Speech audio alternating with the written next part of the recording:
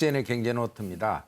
최근 잇따라 정부에서 내놓는 초강력 부동산 대책에 대한 오늘 실효성 분석과 효과에 대해서 좀 알아보도록 하겠습니다. 공급 대책도 나오고 있는데 결국 이러한 대책이 올 가을에 주택 시장의 가격에 어떤 변화나 흐름의 변화를 가져올 수 있을지 오늘 진단해 보도록 하겠습니다. 고종환 한국자산관리원장이 나와 계십니다. 안녕하세요. 네, 안녕하십니까.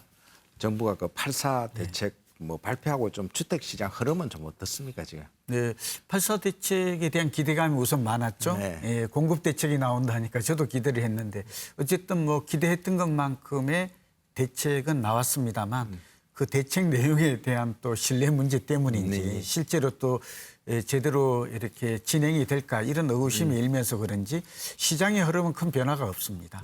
그러니까 말하자면 전세값도 오르고 또 매매값도 오르는 그러니까 8.4 대책 이전과 이후가 큰 변화가 없다. 역시 상승 흐름은 계속해서 나타나고 있다라는 게 특징이라고 볼 수 있고 가장 큰 특징은 이제 전세 풍기 현상 때문에 전세값이 좀 더 오르고 있다. 그러니까 매매보다는 전세 수요가 늘어나고 있는 것으로 보입니다. 근데 대통령은 집값이 자꾸 진정됐다고 그러는데 네, 그렇죠. 그 시장은 사실 그렇지 않다는 이야기네요. 네, 대통령께서는 이제 이 집값의 상승폭이 좀 둔화되고 있다. 상승률이 상승폭이 좀 둔화되고 있고 이제 한국감정원 통계를 보면 그렇게 보여요. 전국적으로는 상승폭이 좀 둔화되고 있고 좀 진정되는 느낌이 나타나고 있는 건 사실인데 사실은 이제 한 주간 동향을 가지고 일시적인 이런 통계를 가지고 전체 시장을 진단하는 것은 좀 무리가 있죠. 그리고 역시 서울이 문제인데 서울의 집값 상승은 계속 오르고 있는 건 맞습니다. 그리고 이제 지금 우리 방송하고 있는 이 순간에는 이제 벌써 가을 이사철에 좀 접어들고 있어서 그런지 그런 동향도 좀 나타나고 있다고 볼 수 있습니다.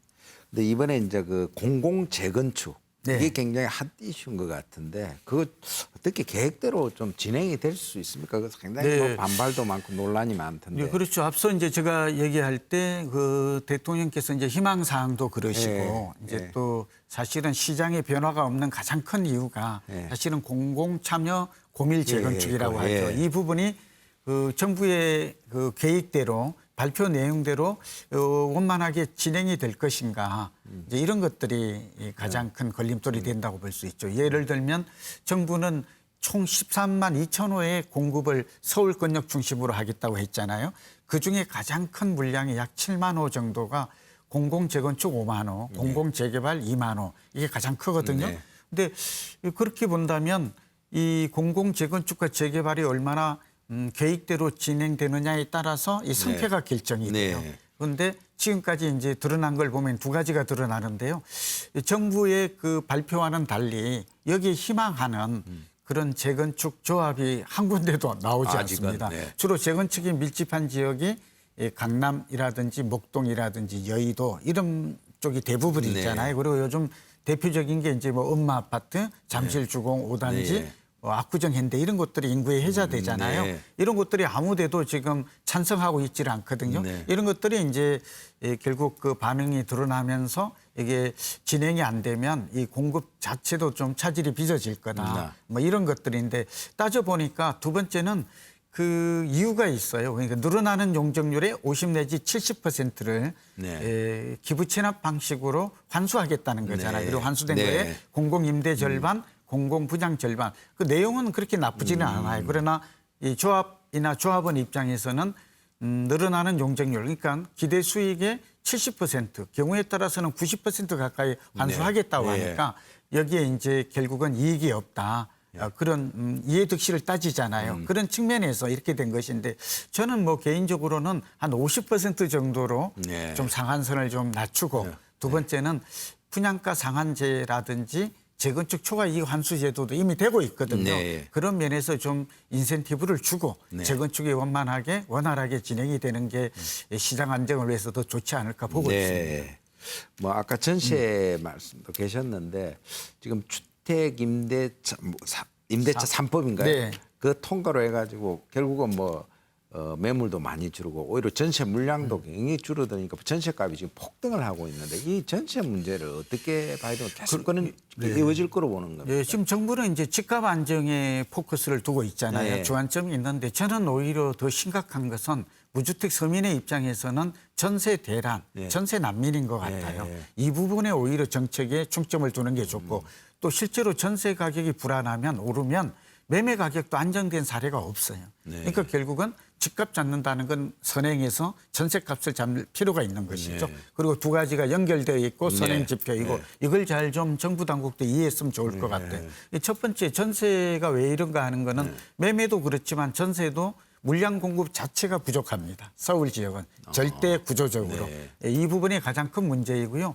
두 번째는 주택임대차 3법이 통과되니까 아무래도 이제 저금리와 맞물려 있죠. 그러다 보니까 집주인 입장에서는 전세보다는 이제 월세가 당연히 유리해져. 그러니까 전세 소멸이 이루어지고 월세로 재편되고 있다라고 좀 볼 수가 있죠.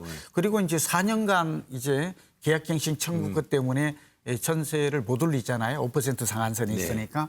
그러니까 그 뭐 집주인이 꼭 욕심이나 나빠서 하기보다는 과거에 89년도에도 2년으로 늘릴 때도 똑같은 현상이 나타났죠.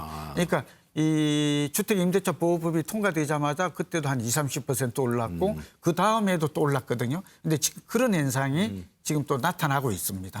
그런 데다가 이제 소위 30-40대 이제 패닉 바잉이라고 하죠. 이 사람들이 이번에 이제 상기 신도시가 또 좀 확대돼서 나왔잖아요. 그다음에 이제 사전 청약 물량도 6만 호 정도로 이렇게 확대하겠다. 우리 박정희의 경제노트에서 충분히 얘기를 했었죠. 이렇게 되다 보니까 재전세에 눌러앉는 사람이 또 늘어나요, 수요가.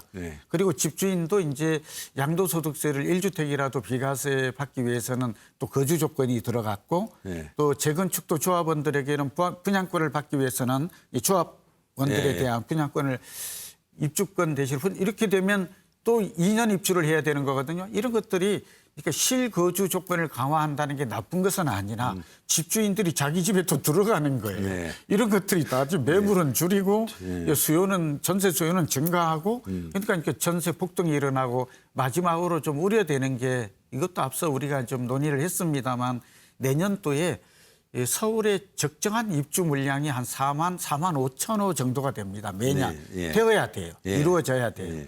그런데 내년에는 한 2만 3천 호 정도로 거의 절반 가까이 이걸 입주 절벽이라고 하거든요.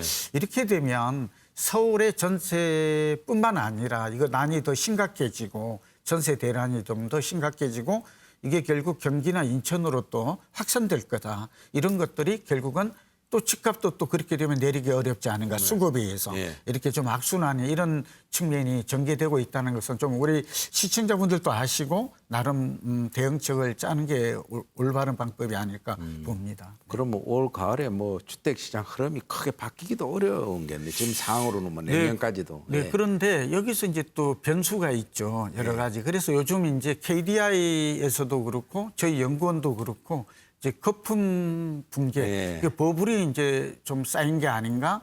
이게 좀 빠질 때가 되었지 않느냐? 저도 그렇게 보고서를 내고 있고, 2배 이상 올랐으니까. 뭐 이런 일각에서 이런 얘기도 제기가 됩니다. 그러니까 참 두 가지죠. 하나는 너무 많이 올라서 문제이고, 또 너무 많이 오르고, 저는 서울의 집값 정도는 어깨 정도 왔다 이런 얘기했었죠.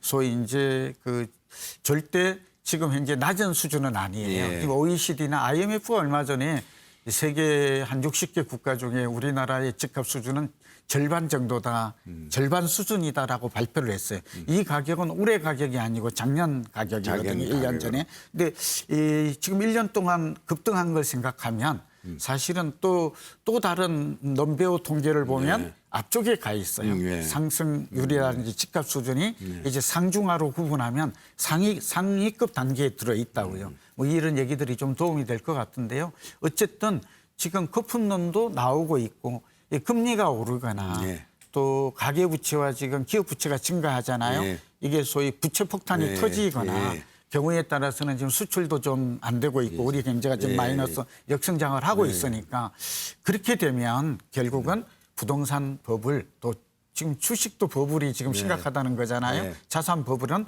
꺼질 수 있다. 이런 점도 좀 염두에 두셔야 돼요. 그러니까 전세 가격이 계속 오르는 것 문제. 그다음에 지금 너무 많이 올라서 30, 40대가 집을 사기도 어렵고 이제 저는 그분들에게는 이제 집을 살 때가 아니고 이 얘기에 이제 우리 핵심 결론 중에 하나는 앞으로 내년에 사전 청약되는 3만 호가 되니까 대규모 물량이 또 앞으로 상기 신도시 5개에서 한 23만 호가 쏟아져요. 이 적지 않은 물량이죠. 예, 이런 물량을 노리고 이제는 신규 분양 쪽으로 우리의 관심을 좀 돌리는 게 30, 40대도 바람직하지 않을까 그렇게 보고 있습니다. 또 마지막으로 뭐 여러 가지 정부에서 뭐 세금 규제 강력한 대책이라든지 뭐 공급 대책이지만 그거 갖고 좀 미흡한 거 아니냐. 오히려 그거보다는 수급 안정이나 이런 측면에서 뭐 대책을 보완을 할 수 있는 그런 거는 없는지, 아니면 혹시 우리 고 원장께서 정책 당국자라면은 어떤 정책적인 보완책으로 생각할 수 있는 것은 없는지 한번 그 아이디어가 있으면은. 예, 그렇죠. 그러니까 대통령께서도 이제 집값을 잡겠다는 의지는 확고한 거는 분명한 것 같아요. 그걸 의심할 수는 없는데 저희가 볼 때 아쉬운 것은 그 의지만으로 이 세상의 모든 것은 성공이 이루어지는 것은 아니잖아요. 결과가 성과가 나타나는 것은 아니죠. 그래서 실행 대책, 액션 플랜이 얼마만큼 현실적이고 실행 가능한 대책이 나오고 해야 되는데 앞서 잠깐 말씀드린 곳에 지금 해답이 있을 것 같은데 지금 서울 도심권에 소위 살고 싶은 수요가 가장 많잖아요. 직접 근접 수요가 3, 40. 그러니까 서울 도심의 공급을 늘리는 가장 효과적인 방법은 역시 재건축과 재개발의 활성화예요. 그러니까 이곳은 뭐 투기다 어쩌다 이런 걸 떠나서 뭐 환수를 하는 것도 중요하지만 얼마만큼 속도감 있게 재건축 재개발을 통해서 새 아파트 공급이 이루어지느냐가 관건인 것 같아요. 두 번째는 저는 일기 신도시를 좀 통째 재건축하는 걸 좀 저는 이걸 뭐 분당하고 일산 말이죠. 네, 그렇죠. 분당 일산 이게 29만 1,000가구 정도 됩니다. 거주하는 인구만 100만 명이 넘어요. 지금 오래돼 가지고 이제 부분적으로 리모델링하거나 재건축을 하거든요. 이렇게 하는 것보다는 도시 대개조죠. 예, 차라리 스마트 도시로 기반 시설이 잘 되어 있고 이미 교통도 잘 되어 있고 그래서 건물만 다시 짓는 것은 여기 또 분당 같은 경우는 특히 그 가격이 비싸요. 판교보다는 저렴하지만 그래서 이런 쪽들을 다시 신도시를 만드는 거는 시간과 비용이 많이 들지만 이 도시 대개조를 통해서 통째 재건축을 통해서 하는 방법도 좀 효과적이지 않을까 그렇게 보고 또 하나는 상기 신도시 외에 GTX ABC 해서 광역교통망이 많이 발표되어 있잖아요. 이 역세권 주변에 약 한 30만 평, 그러니까 100만 제곱미터 이내로 이 크고 작은 택지들이 있어요. 제가 LH 자문위원 하다 보니까 뭐 LH 그 변창헌 산사님을 비롯해서 임직원들도 공급 확대에 대한 준비, 새로운 아이디어는 몹시 풍부한 것 같아요. 예, 그래서 이런 것들을 좀 잘 활용하면 꼭 그린벨트 아니어도 광역교통망 대책과 연계해서 주택 공급을 아까 지금 30만, 29만 정도의 일기 신도시도 용적률이 160에서 200%인 거거든요. 이걸 300% 정도만 높여도 굉장히 거의 15만에서 20만 가까운 신규 공급 물량이 나올 수가 있는 것이죠. 또 이렇게 된다면 지금 부족한 이런 수급 문제, 수급 불균형 문제를 해결하는데 좀 도움이 되지 않을까 봅니다. 네, 아이고 오늘 좋은 말씀 감사합니다. 네, 고맙습니다.